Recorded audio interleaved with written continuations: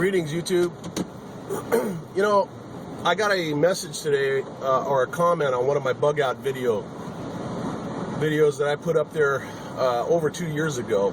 And I've made over 200 videos, and I don't remember if I think I've made a video on this topic, but if I have, what the heck, I'll make another one.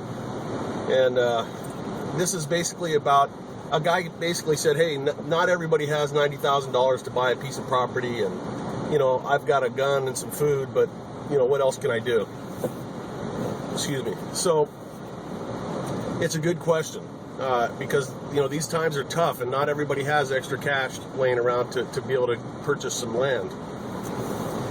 So if you're interested in bugging out and, you know, preparing for whatever, natural disaster, like what happened up north there with the hurricane, earthquakes in California, civil unrest, whatever. Here's the advice that I'll give you. If you have if you have if you have the funding to be able to purchase a place. Okay, unfortunately, whenever somebody calls this cell phone, it cuts off the video camera, and I don't get any calls at all until I'm making a YouTube video. Whatever. So basically, I'm sure they'll call back, and I'll have to go through this again. But I'm still going to stick to my non-cussing. I'm going to do my best.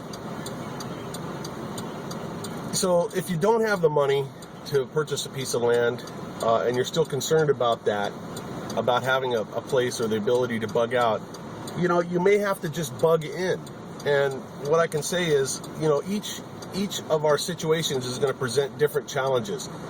Clearly, if you're living in, you know, lower Manhattan or the Bronx or South Central LA, you're going to have a different set of problems than if you're, you know, broke but living in, you know, Wishbone, Wyoming, because the challenges are going to be different. It's just the logistics of city life versus rural life. So you have to take what I say and what you learn on the internet, what you read in books, and you have to twist it and tweak it and make it apply to your scenario. That's the only way you're going to be effective. Rule number one: something is always better than nothing. That means that the fact that you're even thinking about it puts you ahead of the curve in terms of those that there's, believe me, the majority of folks are in total denial that they'll ever. Listen, most of those people up north were in denial. That's why you didn't see them with generators and everything else until, you know, then suddenly they were all sold out of generators, and, you know, people just didn't plan. I'm not saying that they're stupid. I'm just saying that, you know, let that be a wake-up call. You know, you can learn from the mistakes or failures of others. So that's what you want to do. You have to have a plan. A plan for every kind of a scenario is what I've always advocated. If somebody runs up to this door right now to my window with a gun pointed at me, I already have a plan as to what I will do. You know, that's the way I live my life, and I encourage others to live their lives that way. To have a plan, not be paranoid, but already think it through. And it's weird. I've been preaching this for years, and I just saw a guy on Fox this morning, a Navy SEAL, who's written a book about the very same concept, which is, you know, and it wasn't I mean, I don't think that I was an original thinker of it. I think it's military people typically operate that way.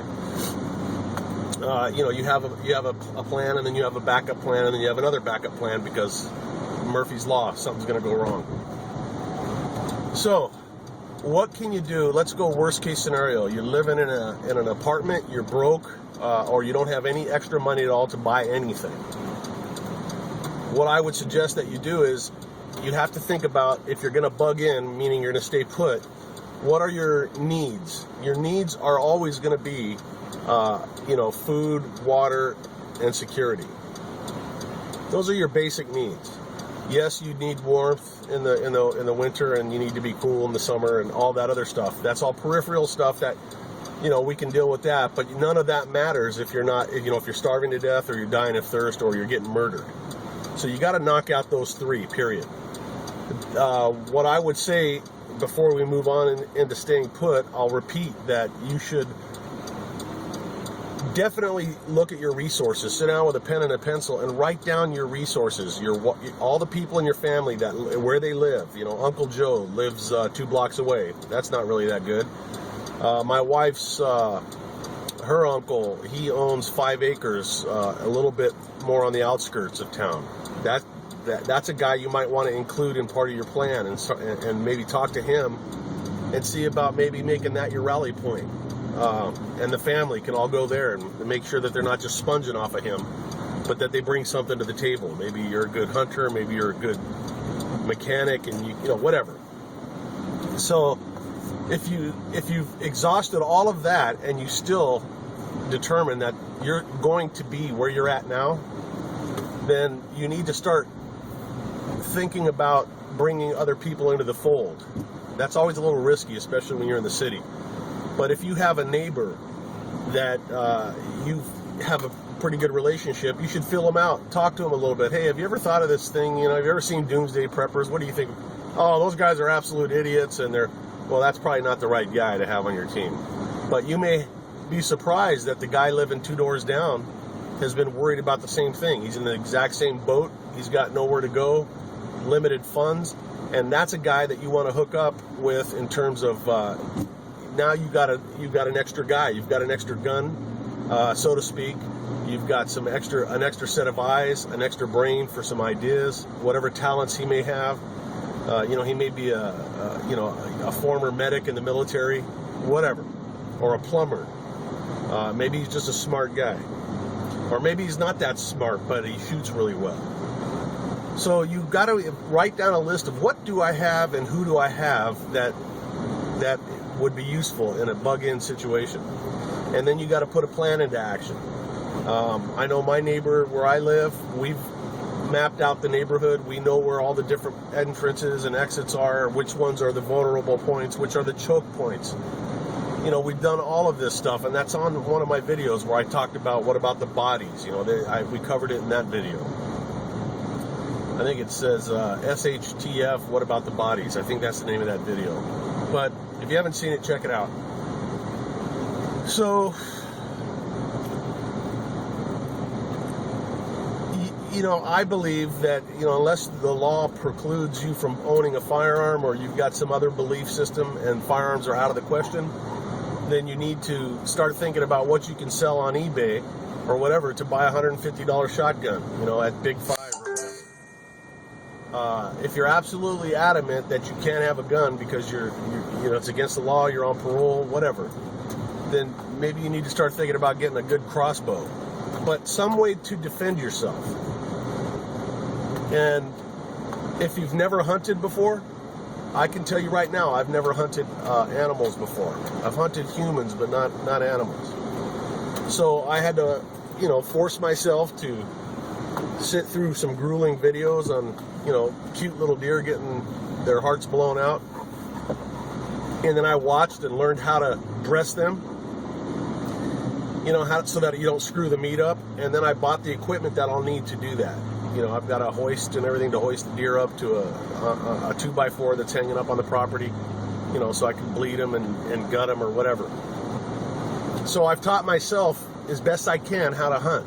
I mean, I know how to hit a target, but, you know, I guess you can shoot a deer or big game in the wrong place and spoil the meat. So you don't want to do that. So educate yourself. What's in my area? I got millions of pigeons. Go on YouTube, or Google, figure out a way to prepare pigeons. How would you cook a pigeon? How would you kill pigeons? Can you use a slingshot if you don't want to draw noise or draw attention to yourself? These are plans and ideas that if you get them in place now, you'll feel a lot more empowered, and you won't have that sense of panic that comes with not having a plan in a crisis. So the worst thing you can do is not have a plan. So you save your money, you sell something you're not using, you do whatever it takes, you barter if you have some stuff. You know, if you're a plumber, you'll fix a dude's leaky sink, you know, for that old shotgun that he doesn't use. You know, that kind of thing. You've got to get creative, because the less money you have, the more creative you have to be. But, you know, every day that there's no crisis is a day for you to donate or to dedicate a certain amount of time to preparing, and it becomes a lifestyle. It doesn't become an obsession if you're smart, because then you become like a paranoid guy. So give it as much thought as you can. Get with the people you can. Have drills and discussions with your families. if this happens and the building's burning, we're going to go here. If you're at school and this one's at work, we're going to meet up at this location, the safe location where everybody knows where it is. And that way, in a crisis, you'll have a plan. You don't have to go roaming through the burning city looking for your loved ones. You get to your rally point and you let them come to you.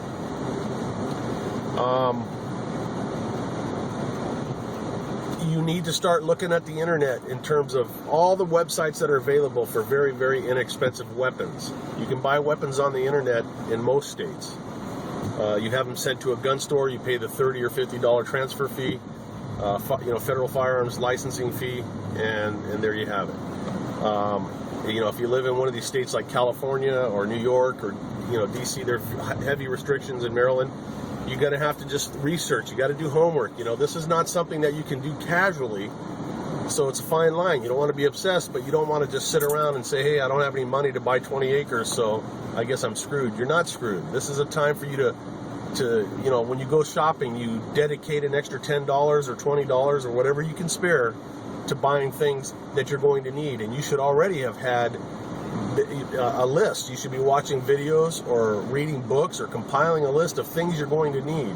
Water purification tablets. You can get them on the internet. A filtration system that you can purchase the stuff to make. Certain tools, security equipment, a good knife. There's all these things that you need to have and understand how to use. And there's plenty of material written that and available on videos that will help you get you prepared. So, it's not a dumb question. It's a good question. I'm glad that it was brought up. But the bottom line is you need to be resourceful and you need to be driven so that you're taking matters into your own hands.